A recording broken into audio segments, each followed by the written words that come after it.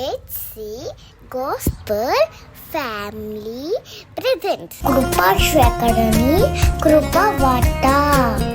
అందరికీ వందనాలు. ఇది నా ధ్యాన వాక్యం. జెఫన్యా గ్రంథము 3వ అధ్యాయము 20వ వచనం ధ్యానించుకుందాం.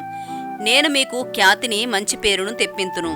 విలియం వార్డ్ అనే యువకుడు తన భవిష్యత్తును సంపద కంటే ఎక్కువగా ఒక గొప్ప లక్ష్యానికి అంకితం చేయాలని నిర్ణయం తీసుకున్నాడు. ఇంగ్లాండ్లో జన్మించిన ఆయన ప్రతిభావంతుడైన ముద్రణకరుడు, జర్నలిస్టుగా మంచి భవిష్యత్తును కలిగి ఉన్నాడు. కానీ విలియం కేరీ ప్రకటించిన మిషనరీ పిలుపును వినినప్పుడు ఆయన గుండె మారిపోయింది. భారతదేశంలో దేవుని సేవ చేయడం అనేది ఆయన అసలైన లక్ష్యమని తెలుసుకున్నాడు. ఇంగ్లాండ్లోని సౌకర్యాలను వదిలి విలియం వార్డ్ తన మిషనరీ స్నేహితులతో కలిసి భారతదేశానికి బయలుదేరాడు. వారు సిరంపూర్ చేరుకున్నాక వారికి ఎన్నో కఠినమైన సవాళ్లు ఎదురయ్యాయి.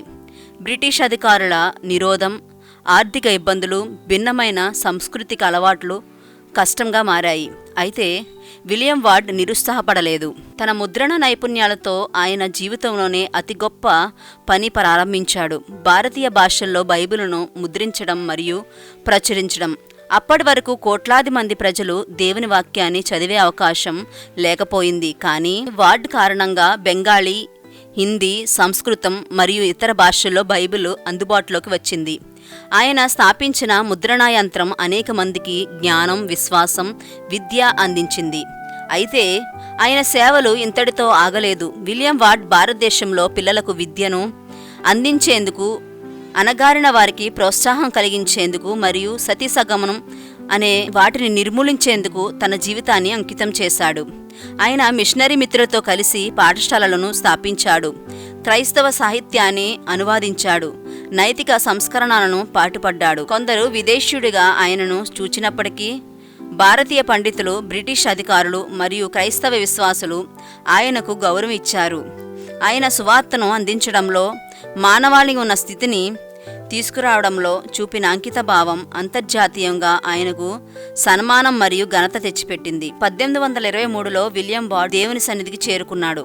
కానీ బైబిల్ అనువాదం, ముద్రణ, విద్యా ప్రబోధం, సామాజిక సంస్కరణలో ఆయన చేసిన కృషి తదుపరి తరాలకు ప్రభావాన్ని చూపింది.